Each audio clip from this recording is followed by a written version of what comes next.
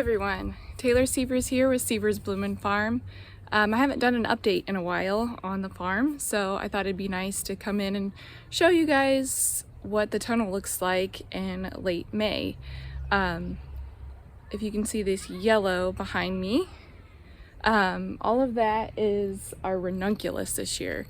I actually ordered cream Ranunculus thinking it would be a little bit more of a creamy color, and I have a lot of yellow, so I guess that's what cream is supposed to be, but in the catalogs. But so I just wanted to show you how much the tunnel has grown in the last couple months. I think when I've done some of my Facebook lives and previous videos, everything was pretty small. So I'm standing here on the one side, I've got snapdragons. All down this side towards the end there's what's called stock, which is kind of similar to a snapdragon in shape, but they don't like the heat as much, so they do have a lot shorter stems, but they are very fragrant, whereas the snapdragons don't really have much of a fragrance. And then this is my sweet pea row here, and I'll take you in and show you a little bit closer look of the sweet peas. Because I'm really proud of them. It's been really, they don't like the heat, so in this tunnel it gets very hot in here. Today is actually pretty mild, but it's been pretty miserable in here the last couple days. And last year I think we just got the heat too early, and I also didn't have them established very well, and they just did not do much. I only had a few that actually ended up climbing the trellis. And so this year what I did differently was that I fertilized a lot in the beginning, and I also watered a lot more, and I think it was more the water than anything, because I really did not fertilize a whole lot. I mean, I fertilized more than I did last year, but not a lot of fertilization, and then I kind of stopped once this peas started going up the vine, so, and are going up the trellis. So definitely water was a big factor this year. I made sure that I was consistent with my watering, and the same with the Ranunculus. Last year I told myself I'm gonna grow Ranunculus one more year, and then if it doesn't work out, I'm not wasting my money on buying the Ranunculus corms. And this year I watered more, and again I fertilized a little bit more, and they seem to do really well. So I think that was part of the key. And you know, weather plays a big factor too, but I definitely didn't water as much last year. I hate irrigating, so it's just, there's all kinds of leaky things that can happen with your irrigation system, and you know, it's expensive. So I just really didn't give them the time of day last year, especially because in the same beds that I had my Ranunculus last year, I had my anemones, and they seem to not want as much to produce really well. But I would say definitely my limiting factor was water. So as you can see, everything is in full bloom and looking beautiful. These sweet peas are really taking off, and they smell so good. So these are the Spencer varieties, and I have a little bit of Old Spice cupani at the end. Haven't noticed anything different other than the cupanis just there's some different colors in there.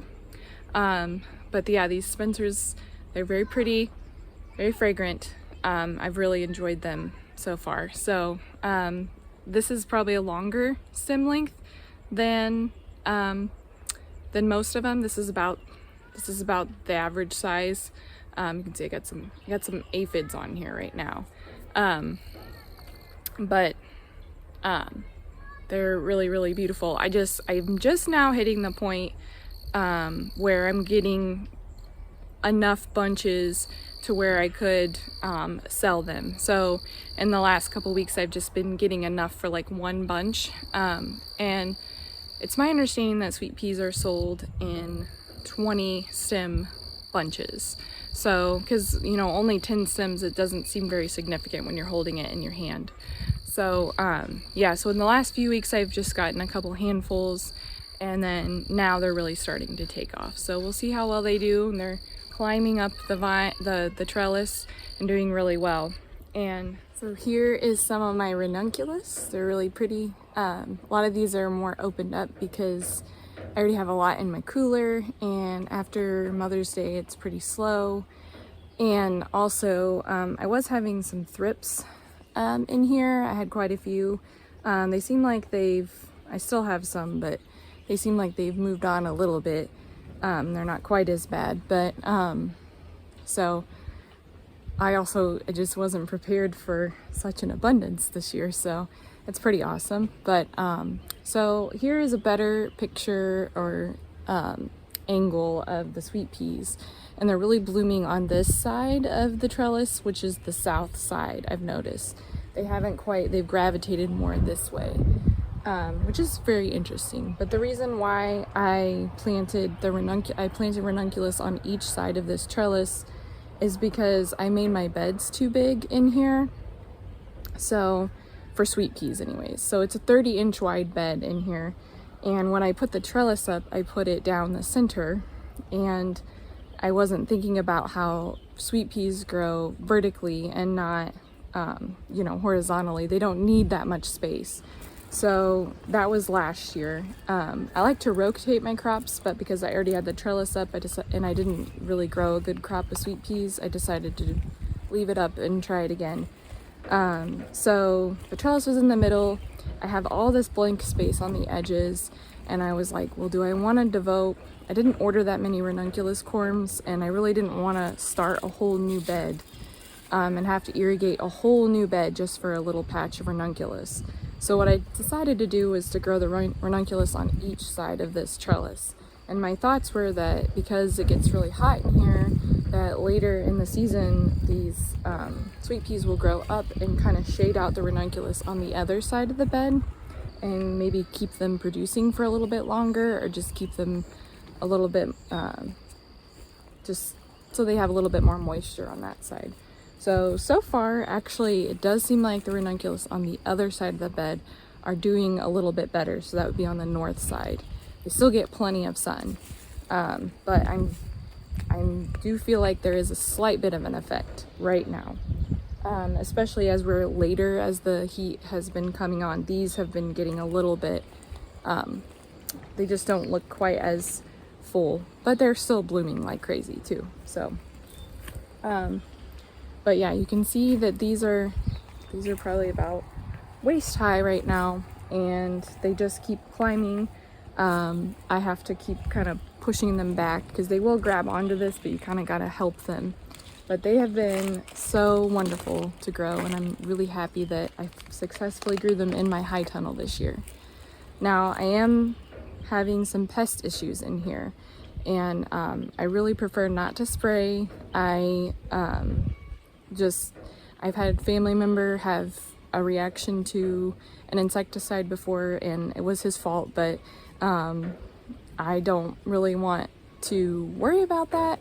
There are some safer options out there, but I've also been releasing beneficial insects in my tunnel, so I don't want to spray something that might harm those beneficial insects. This year is the first year that I actually ordered a subscription of beneficial insects instead of just buying it once. So I basically bought some eggs, and the eggs came, for 3 or 4 weeks. And then I also had ordered some like larvae too of lacewings. So I do feel like the aphid pressure was better this year because of that. But then this year, all of a sudden, I had this outbreak of thrips. So that's been really interesting. I don't feel like in the past I've really had that much of an issue with that. But as with farming, you're always experimenting, always trying new things. So another part of my farm update for this week is we finally have tilled the garden, and we have finally installed some landscape fabric. So normally this time of year I would already have a bunch of plants in the ground and growing right now, because we are way past our we're a month past our last estimated frost date here. But we're switching things up this year, and I'm not doing the flower subscriptions, so I don't really need a lot of my flowers until I start having some weddings in August and all of that. So multiple reasons for that. I do feel a little more at ease right now because it's not been such a rush. I've been able to enjoy the spring a little bit, and I've been able to focus on a couple other projects that I wanted to focus on. But I apologize for the wind here. I need to get a mic. But so what we're planning on doing with this is I will put my typical garden flowers in. Probably I'm going to start those here this week, and then we'll probably put those in. I'm going to just shift away from the wind here. We'll probably put those in, I'm going to say a month. They might be ready to go in the ground, so I'm looking for them to be ready more in August. So I need to get going on those things, but so one of these will house all of the cut flowers. This front bed we actually direct seeded some green beans into and some dry beans. Never done that before, but last year I grew my beans in the tunnel. They did really well. So I think that since we have the garden space, we're just gonna plant them in here and see how they do. And then the other bed is just gonna be for some more cut flowers and anything else that probably the last two beds will be cut flowers. I'll probably do 2 different successions. Even though we are getting late into the season, I can still stagger those out a little bit because late fall it would be nice to have some flowers too, because I do have more weddings, and if for some reason we don't get a late frost, we'll see how it goes. I don't know. And so the rest of the garden is, you can see I have a tilled spot and then my peonies. The tilled spot we're going to put in a summer cover crop of buckwheat and alfalfa. So we're just wanting to keep the soil health up in the garden, but since I have my big 30 by 96 tunnel and I've got some summer crops going in there, I don't really need all this space to grow in, and I don't want it to turn into a weedy mess either. So we're going to try to cover crop that and help kind of build the soil as the soil rests as well. And then this mulched area right here goes all the way down.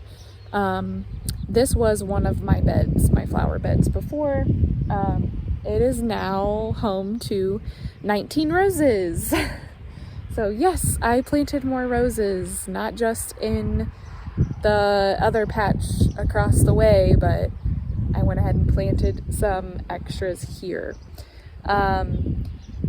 Multiple reasons for that, but basically we may end up moving one patch or the other, and so it's just easier for me. I just needed to get them in the ground, and again, we're not really using this as much of this garden space this year, so the soil is better here, so I planted these here, and they're doing really well, and I'll walk you through those in a minute. And then all of this over here is more of our perennial area. I've actually let some of these annuals reseed. This is bupleurum.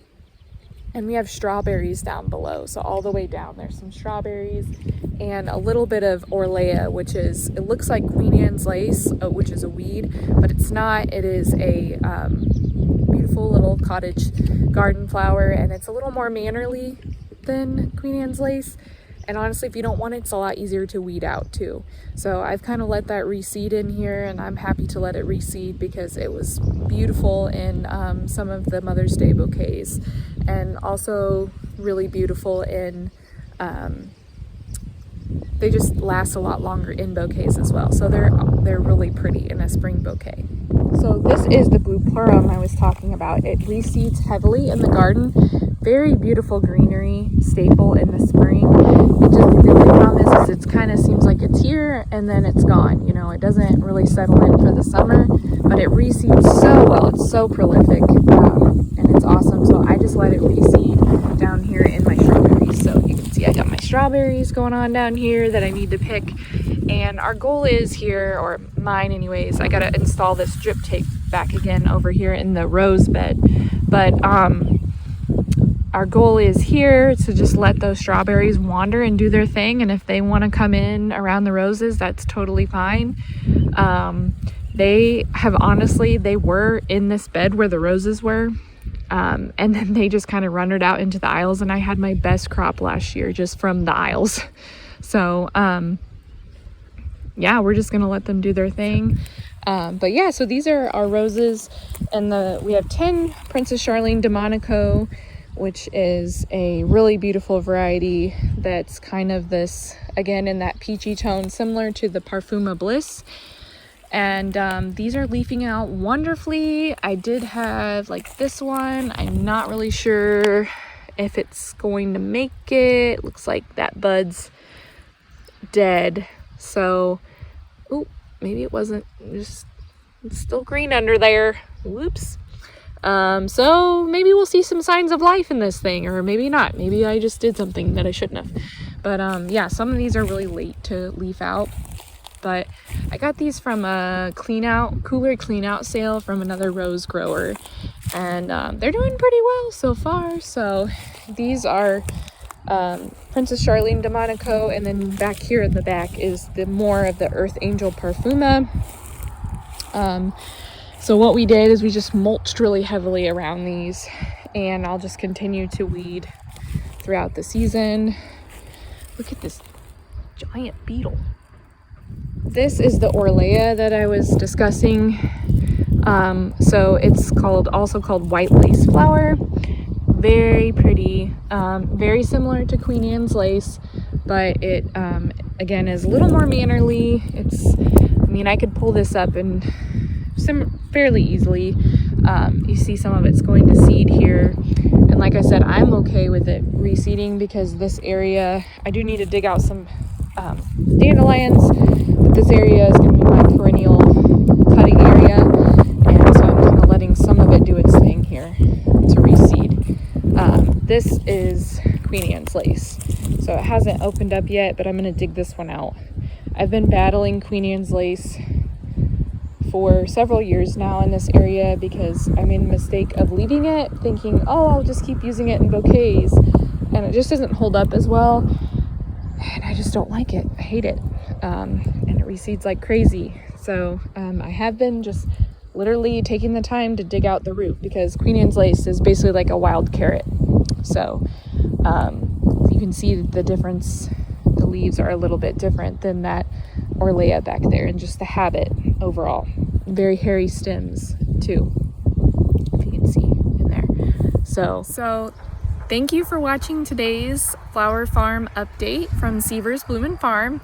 I'm here kneeling in my bachelor buttons right now, and these are all reseeded as well. So my Orlaya and my bachelor buttons and the Bupleurum, they're all great early spring garden flowers. If you want something to reseed in your garden, that's the way to go. But thanks for watching. If you guys ever have any questions, let me know, and we'll keep continuing to update you on the flower farm and what it's like growing. Again, it seems like this year our theme is roses, so we'll be sharing a lot more about roses in the coming year. So thanks for watching. Happy growing.